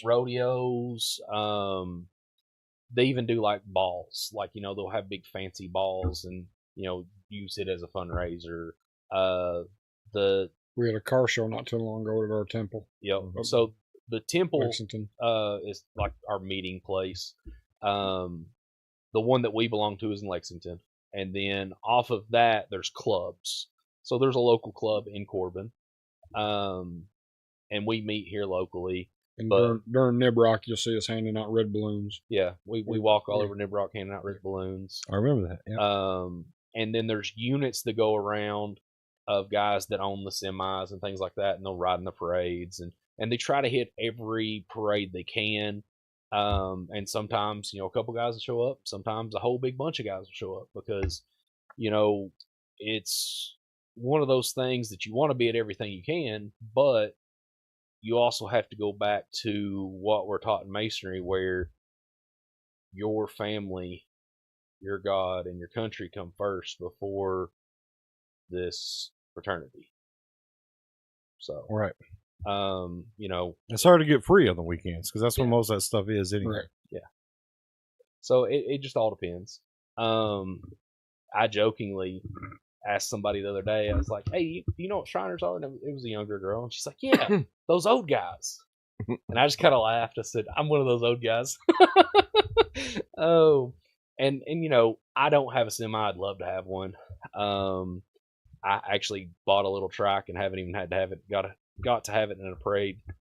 And we actually had a fire truck give to us that we're trying to get up and going and cut tanks out of it and use it as a parade vehicle. That'd be Corbin Plus. awesome. Yep, it's a 69 pump truck. That's awesome. So you'd mentioned that it almost branches. The way that I understand it, or the way that you had talked about it, is that, you have the tree is the Masons, and then you talked about the shrine. You talked about how that there are different things, like the Widow's Sons is part of that, and somebody had mentioned Scottish Shrine, and you had said Scottish Shrine. So that would be like branches of this tree, right? So that's how it is now. Used to, it would be more like Masonry is the foundation, the root system, and I'm going back probably early 2000s. You had to be a Mason, and then you either had to go York Rite or Scottish Rite. They're two In order to go to independent the shrine. to go to the shrine. Yeah. But they did away with that. I think it was early 2000s, and so now they're all you can once you're a master mason, you can join any of them. And if you go back even farther, you had to be a master of a lodge, a past master, to join York Rider Scottish Rite, which meant that you spent time going through the chairs in your lodge, and you were the president before you could join those other things. And it's been. How do you feel about that? How do I feel that it changed? Yeah. Well, it allowed growth, and growth's good. When you're dealing with something as old as it is, there's plenty of opinions. I don't think it was a bad thing. I think it allowed growth and things like that. Because I don't belong to either one of those bodies. I'm just a Shriner and a Widow's Son and a Mason. I don't belong to Scottish Rite or York Rite. And the reason that I didn't do either one of those is because I had already put enough on my plate and didn't want to dedicate myself anymore to anything else until I got through the chairs in my lodge. I finished up with that in December and thought I was going to get a breath of fresh air and kind of not be dedicated to being an officer in the lodge. We put him right into being treasurer. And now I'm the treasurer of the lodge. Life sentence. Yeah, that is one of those. That's one of those seats that people stay in, ain't it? Because nobody wants it. It is, and the guy that was the treasurer went into senior warden. So he's senior warden this year, and hopefully he'll go into master seat next year, and then he'll be done with the line. Because he went to senior warden at one time, and then kind of life got in the way, and never finished up. So it was kind of a jumping off point that some stuff happened that we wanted to let him finish up and kind of encourage that. And so I had made the agreement with him because he's like, well, if I do that, who's going to be treasurer? I was like, for you, I'll do this. I'll dedicate, at least the next 2 years that I'll be treasurer. What time you do that? Because I want to see that out of you. He's a great man. Great man. He's a good guy. Helps more people than I could Yes. ever. I'm trying to keep people's names out of things because I just think that's a respectful thing to do. Right. But like I said, masonry comes from all walks of life. There's guys that they own their own business. They work here, there, and yonder. They may work at a local store. They may own a business. They may be a doctor, a lawyer, or There's been state representatives, presidents, everything. Yeah. But he is someone that is very charitable and helps people, and a lot of times does it and you don't even know it. He's the guy that'll pay for your meal and you don't know who did it. He's that guy. So I felt like this was something that I could do for him and kind of encourage him. So is there any conspiracies about the Mason Shriners, all the stuff that we've talked about that is not want to clear up? Yeah, that's not been mentioned already. Is there anything conspiracy that you can think of? There's all kinds of conspiracy, guys. I mean, What's you brought up spill the beans? We don't rule the world. No, we don't control any elections. We don't, nothing like that. So what's the degrees about then? Because that's part of the conspiracy stuff too. So it dates back to the stone guilds that built the temples and churches, because that's what they called churches back in the day, was temples. It dates back to the Stone Guild, and just like the trades nowadays, how you have journeymen and that kind of stuff. I'm not in that, so I don't know exactly what they're called, but it's the same thing. When you go back to the olden days, a lot of times you would basically take your son to a guy that knew a trade, whether it be a blacksmith or a mason, which would be a stone worker, and say, hey, here he is. Will you teach him? And there may be something exchanged back then, and they would start out at the absolute bottom, and they would work their way up. And anciently, it took a minimum of 7 years in those stone guilds to get the next thing. And ancient masons in the Stone Guilds were free to go between countries and things like that to work.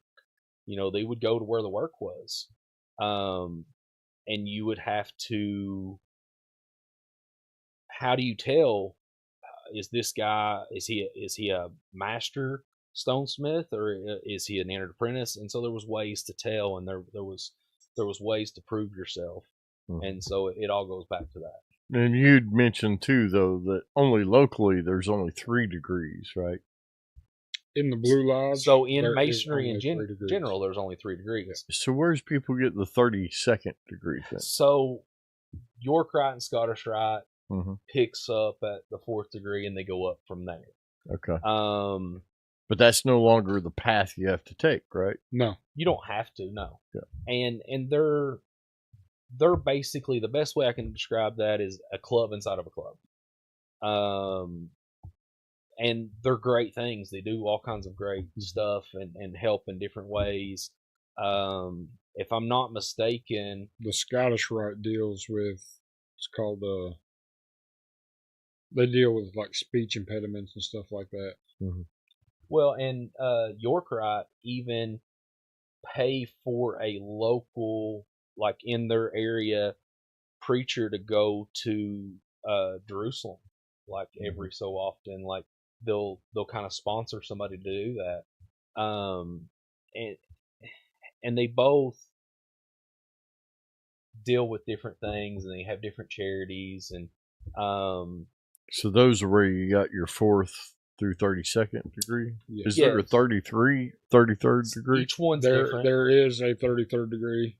Right. It's kind of a honorary thing, really. Okay. You have to be asked. Um, to be right. one.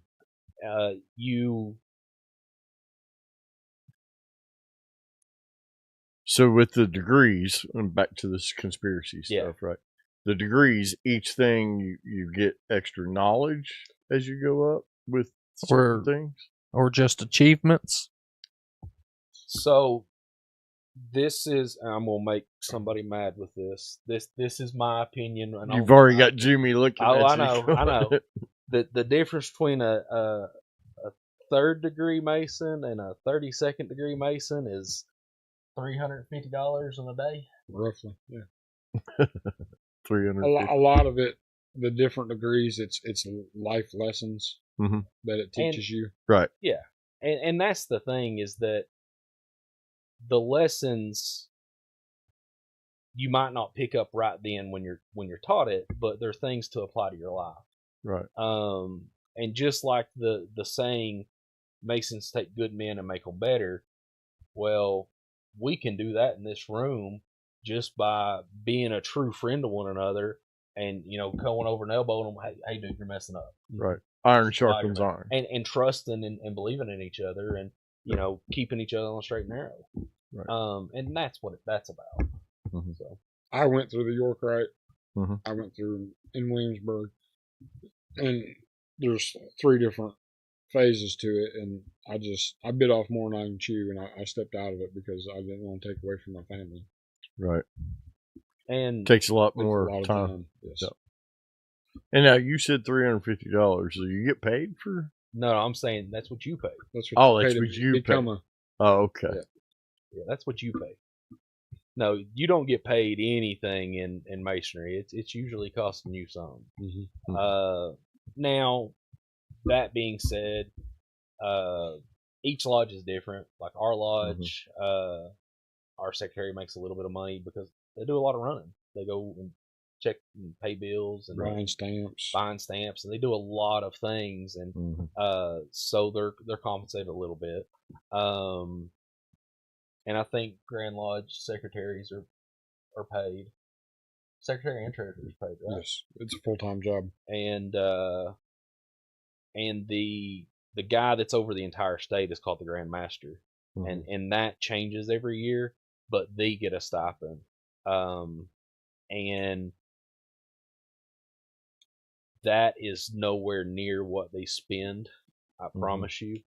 Those guys run all over the country the entire time going through to be Grandmaster and what time they're Grandmaster. And going to each lodge. Yeah, I had one guy tell me that he put over 100,000 miles on a vehicle in just a couple years going through the Grand Line. And he lives in Somerset. Yeah, so that's wild. Wow. So you got to be on the wealthier end. No. No. Now, you said there's applications, and you said background check, your credit There's a check. petition. No, we don't do No, credit check. not Good, because I'd never make it if there's a credit check right now. Bad month in life, and it wrecked me. So there is a little bit of money tied to it as far as like dues and things like that, but it's nothing. It's nothing crazy. no, it's nothing no, crazy. nothing crazy on that, because that's 125 per year, and that, I'm thinking, And you know, that's our lodge. There's yeah. other lodges that are cheaper, and there's other lodges that are more. But any I club believe that you- Williamsburg is $60 a year. right? Yeah. But any club you join, right? I mean, I've looked at, you know, some motorcycle clubs I've looked at, and their dues $400 or $500. VFW, I'm a veteran. You know, American Legion, they all have dues. You know, so I mean, it's nothing. Our dues in London this year will be 175, and the next year it'll top off at 200. Right. I mean, it just goes. It depends on what you need to keep your lodge running. How Right. many members you got? What your dues are going to be. So our dues are supposed to maintain our building and pay the expenses that our building has, the insurance and the electric bill and that kind of stuff. It can't cover that now, though. It does. It does. Really, you got that many members? Yep, it does. We have 180. No, 108. I checked just a few minutes ago. It's 180. But now the other side of that, we might have 180 members, but once you're a 50-year member, you don't pay dues anymore. Right. So we have a lot of 50-year members. So I would say, just guessing off the top of my head, I bet we have probably between 30 and 40 50-year members. Wow. So that's crazy. Yep. That's crazy. But you would expect it, because Masons I'm 53, and you know, ever since I've been here, they've been here. You know, so. Well, actually, you all were talking about like history and things earlier. There's somebody that's doing some history like on Facebook that I've seen. I can't remember who it is. I'd like to give them credit, but they were talking about some of the founders and some of the like Corbin and like the first football team in Corbin. And I was kind of watching it and stuff. The guy that Corbin was named after was a preacher. It was his middle name was Corbin, and he was a Mason. And there's a square and compass on his headstone when they like kind of find his grave and that kind of stuff and kind of tell his story. So I've seen something like that. Yeah. There's all kinds of neat little things out there. So, how much of the National Treasure movie is true, guys? Kenny Williams has asked 3 times. Kenny needs to stay off the computer. I don't know nothing like that. I'll say that. That's different degrees. I will say, you know, Masonry has always been such a big thing throughout history. And there's been so many men that were well known in Masonry. For example, you know, we're right here in Corbin. KFC is, you know, the first KFC is here. Colonel Sanders was a Mason. Anna Schreiner. There's actually a picture of him that's autographed down there at the lodge. I think I pointed it out to you at one point. Neil Armstrong, first man on the moon. He was a Mason. George Washington, he was a Mason. You know, there's been a lot. So when you put all that kind of stuff in, things can go crazy. So, which predates? Does the Masons predate the Knights of the Templar? Or does Knights of the Templar predate Masons? I don't know. I'll be honest. I don't know. I've heard all kinds of conspiracy things. Well, I'm on the conspiracy side of it. And I know enough about Knights Templars to be really, really intrigued by it. Because do you know that that's where Friday the 13th comes from? Yes. I do know that's when they were massacred. Yep, that's when they were rounded up and massacred. Was on Friday the 13th. It was in the 1400s. It was. I know that it was order from the Pope Yep. at the time. Yep. I can't remember the exact date of it, but yeah, I believe it was in the 1400s. And they kind of just, not all of them were rounded up. Some of them just disappeared, and they were supposed to have all this money and stuff. I did not know that. The money disappeared. That's pretty neat. There's all kinds of conspiracy theories that they kind of turned into this and turned into that. But I do know, and Jimmy may want to talk on this, that if you join the Yorkite, am I speaking? Keep going. If you join the Yorkite, you can become a Knights Templar. But I don't know if it has anything to do with it. In the Yorkite, you have three sections of it. You have the chapter, council, and commandery. And the commandery is the Knights Templar. And when you go through it at the end, you do get knighted in. You become a knight. So that's amazing. Because somebody said that our banking issue was our banking was based off the Templars. Yeah. And a lot of people that don't know the story, the Templars is what kept people safe, going from one spot to another as they were traveling, and they were traveling to the Holy Land, and they would hold their currency, and they could get their currency at the end anywhere along the way that they needed it. That there was Knights Templars for a fee. Yeah, and that's how they had accumulated the wealth. And then once one of the kings or something had noticed it, King of France, the kings would go to them for loans. Yeah, because they had that much money. And the King of France was very indebted to them, and he actually turned the Pope against them, and they were supposed to be, God's knights. And from what I know about it, and I'm kind of talking just by what I've learned by hearsay, that kind of stuff, him and the Pope actually were like buddies back in the day. Like they grew up together. And so he turned the Pope against them, and that's when they were rounded up and killed. It was over money. That's most deaths nowadays. Well, I mean, money and religious differences is the majority of wars. Mm-hmm. And what's crazy is the connection that people can make with the Vatican and the Knights of the Templar. This is conspiracy talk. This is what you can find on the History Channel.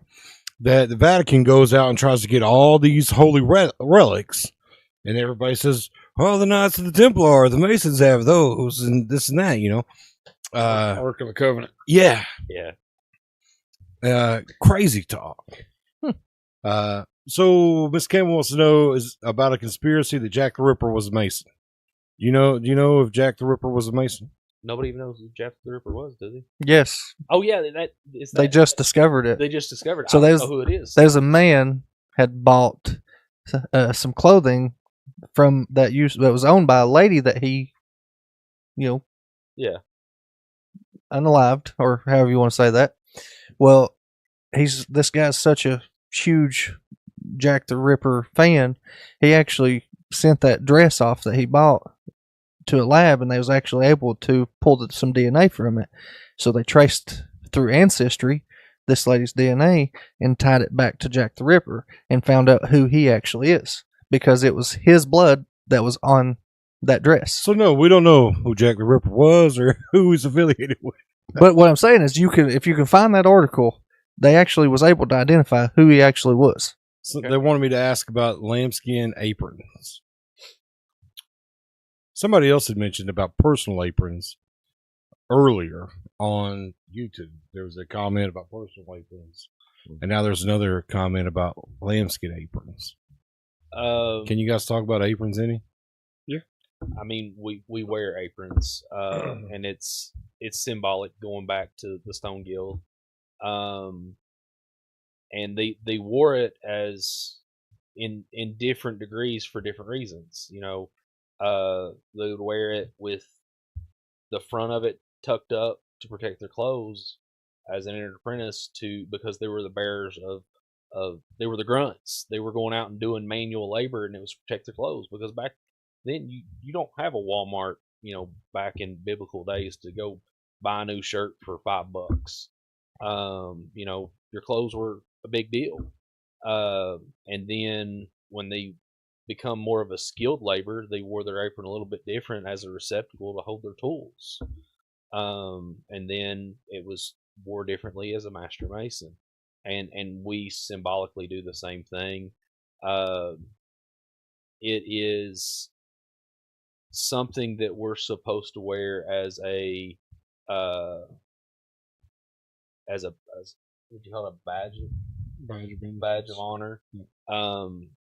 And we're never supposed to put it on in a way that would ever look bad or bring shame upon the fraternity or anything like that. But it's one of the things that we wear. Everybody's seen, like a square and compass and that kind of stuff, and the G. And actually, if you go out there, my car's sitting out there, and I've got a Masonic tag on it. Well, the Shriners, they have the fez.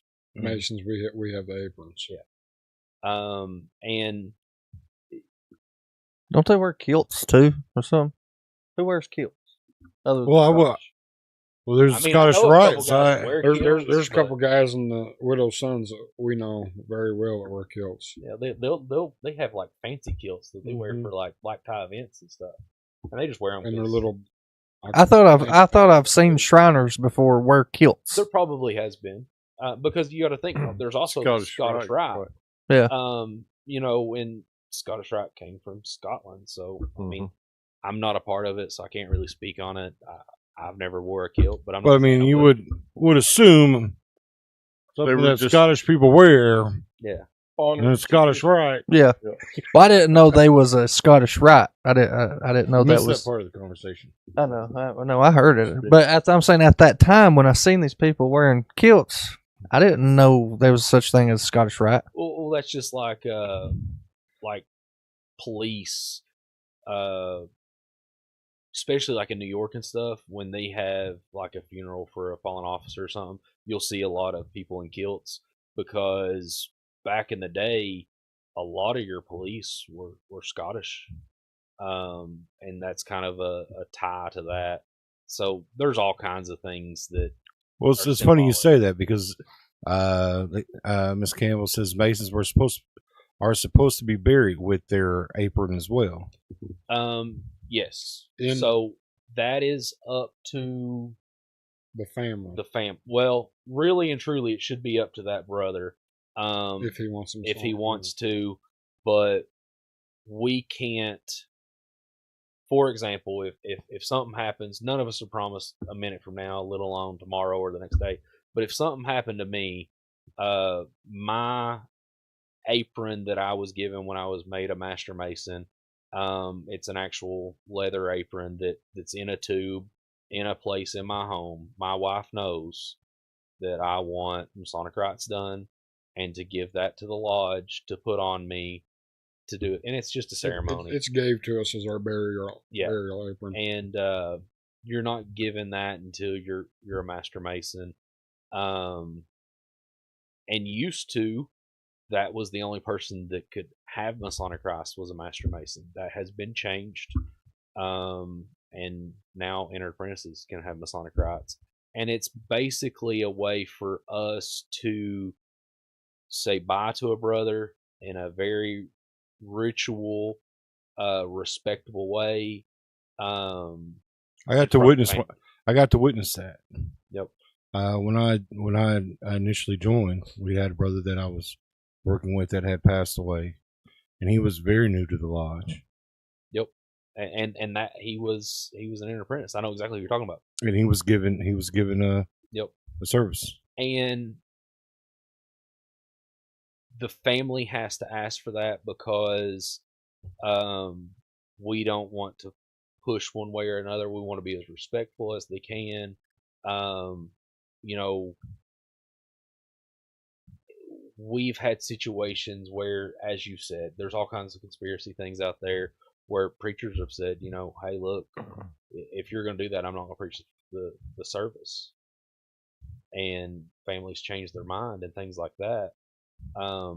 But it has nothing to do with that. I mean, it's a very I wouldn't want that preacher anyway.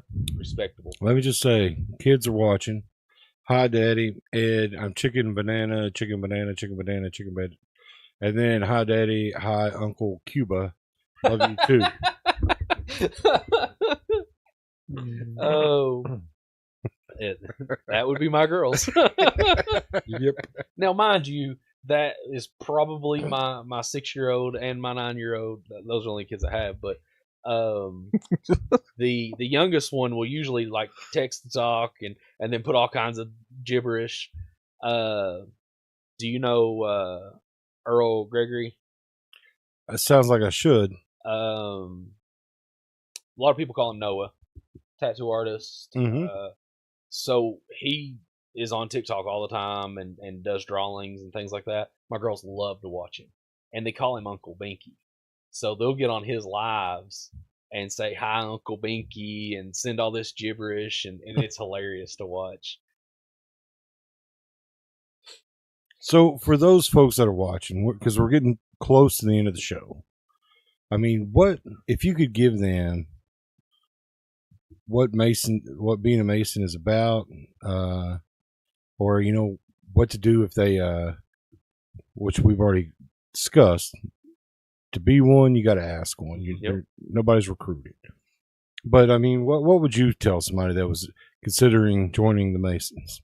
So I'm gonna answer that kind of, and you jump in, you say whatever you want. I'm a loud mouth and I like to talk a lot. So first of all, you know, anybody can see this anywhere. You can reach out to the Grand Lodge in your state. They will help you reach out to a local lodge. You can reach out to a local lodge. You can go to, I think there's a website that's Be a Mason Now, that you can fill out some stuff and it sends stuff to the Grand Lodge that in the state that you live to, and they can kind of reach out to you that way, because that is you asking. And I've had that done. Invite them down, talk to them.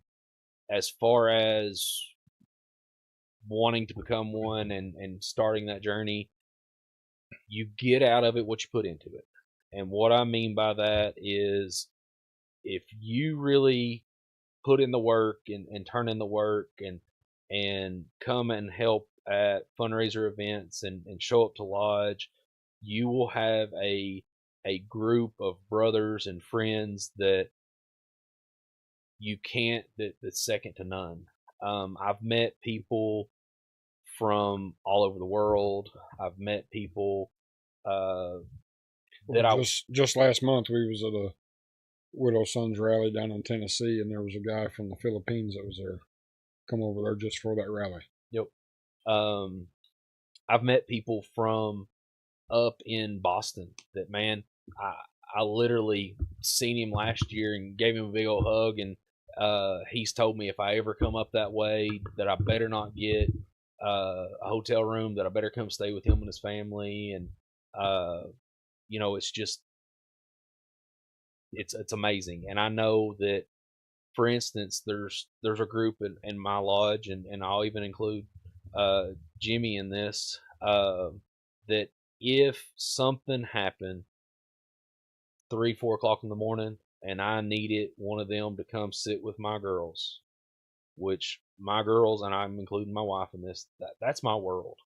If I needed them to come sit with them and protect them what time I went and took care of something, that I would never have to worry about it, because I have that kind of trust in them because of the things that, the journey that we've took. Mm-hmm. And I think that they feel the same way about me. At least I hope they do. And I would never have to worry about their safety in any way. And you're a part of a thing that is so big, and it's amazing. And then, for example, I've seen things happen. You know, a guy's house burned down, a guy that's self-employed get hurt and not be able to work for 6 months and not have any other source of income, or a child die or a child get sick or a spouse gets sick, and the need is always met. And I've seen it so many times, and it's just amazing. I have a dear friend that actually taught me my memory work and stuff, that he had a grandbaby die. And this happened right before we went to the state Widow Sons rally, and he just wanted them to know the reason he wasn't there. And because we were still kind of the new guys, you know, it was going to be our first year being there after going through everything. And so he had asked me to say something to the state president of, hey, he's not here, this has happened, and just let him know why he wasn't there. Well, that turned into, he told everybody at the meeting why he wasn't there, into, hey, look, this family probably is going to have to bury this baby. And like, this had just happened like a day or two prior, and within minutes the hat had been passed, and there was probably $3,000 or $4,000 raised in just a few minutes to help with those expenses that they knew they were going to incur off of a tragedy. And it was never asked or anything like that. And it's amazing the things that happen, and it's just awesome. It really is. And that comes back, you know, earlier about the comment about the length of your cable tow. People will give to, you know, what we can. Right. Yeah. We take care of our brothers. And I mean, we're Facebook friends. You've probably seen 100 times me throw out a fundraiser or something like that. You guys auctioning off stuff, donation for, you know, bro, when they first started out with the Widow Sons, they done the donation for a ticket for them little dirt bikes. Yeah, you have to be careful about how you word that stuff. But if you give It's me not a a raffle, it's donation, then I'm going to give you a chance on this. And usually that money's going towards something. And we try to do it in a way that we're not putting somebody's business out there. And there's a lot of trust that goes along with it. Well, guys, we got to have you back. I've got more questions. Right. All right. You I think that memory work. Do Yeah. you know the president? Hold on. There was mention of Blue Lodge several times, meaning that there's another color lodge that we've not spoke about at all. If you say a Blue Lodge, right? That's just masonry. Okay, so there's not another color lodge. No. Okay. Very vague, but okay. We've still got questions. There are certain couple states that have what they call Red Lodge, but in Kentucky we have Blue Lodge. That's what we have. Yeah. And It was just the way that you said it. You're like, well, you know, ours a Blue Lodge, and I'm like, okay. When you see a Masonic symbol, usually it's blue, and that's what we call our lodge is blue, because you have Blue Lodge, you have Shriner, you have York Rite, Scottish Rite. It become a habit of calling it Blue Lodge. And no matter about all the different appendant bodies you join, you have to take care of your Blue Lodge first, or you won't have the rest of them. Yep. If there's no Blue Lodge, there won't be the rest of them. Yep. So, but we got to have you back on. Well, these people have more questions. I've got more questions. Find out what more you can tell us without, you know, pulling the curtain away from everything. But we have 3 questions that we ask everybody. Yes. That come on the show. This should know this has nothing to do about being a Mason. But the Masons absolutely everything to do with being a Masons. They're covering it all up. Oh yeah, conspiracy. Do you believe in aliens? Do we believe in aliens? Do you believe in No, aliens? not does know Masons. the alien? Do you, not the Masons, you guys. Does Jeremy believe in aliens? I mean, defined alien. Well, we're not talking about Mexicans. We're Something talking about that's not of Earth. So something that's unexplained, right? Exactly, yeah. So yeah, we have no clue. I mean, I don't. Have They your just right to found a new believe or monkey? not believe. Did you read that? What? No. They just found a new monkey. We're in the friggin' safari desert or something. Not the safari desert. Those things don't match up. But it was like in the Congo or something. It has big red lips and everything. The new monkey. They never found one. Anyway, Yeah, so there's an ape that's got Jimmy, big red what'd you lips on say? its tail. Yeah. yeah, okay. 2 aliens. I think that it would be narrow-minded of us to think that there's not something else out there, because I believe in God, obviously. If He created us and everything that we are we really that narrow-minded that we're the only thing in the only world that He created?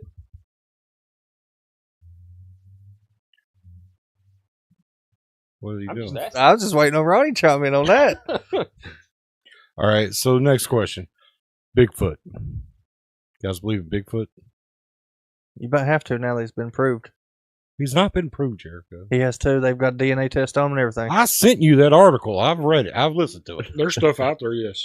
I think there's all kinds of things out there that we have no clue about. Okay. So 2 yeses. From Freemasons, you got some. That's right. Yeah. The paranormal. Supernatural. Ghost. Yes. Yeah. My guys. I don't 3 for think 3. they can necessarily harm us, but I think they can make themselves be known. Be known, yes. Mm-hmm. So, all right. Well, 3 yeses. These We are hardly my get guys 3 right yet. here. We hardly get 3 yeses. Jericho Especially, Mason's going to be applying to the Masons. especially 3 yeses by 2 people at the same time. I don't think that's happened yet until now. No. Well, what's funny is it's kind of like a conspiracy, right? That's right. So, like, some of the biggest conspiracy people are like, "Oh yeah, that could happen." I believe in these conspiracies. It's like a double stack conspiracy, right? I like it. I like it. All right, guys. Again, thank you guys for watching. We'd love to have you back when you guys are free to come back, and we can have more of these discussions. thanks for having us. Appreciate you. Yeah, because this one was just peeling that first layer off. Yeah. This was just a hug, This was a good night hug. You know, you talked about a lot tonight about selling cucumbers. There's a reason you sell. They don't sell not cucumbers. onions. Selling onions. Listen, what was on his mind? Yeah, I think of something else. Hey, you talked a lot about getting selling hungry. them onions, Yeah. blooming onions and stuff. There's a reason you sell them onions because there's a lot of layers. Oh, He's thought about that all. yeah. No, I haven't. I just thought of that. So that's- The wheels he's are watched turning. Shrek.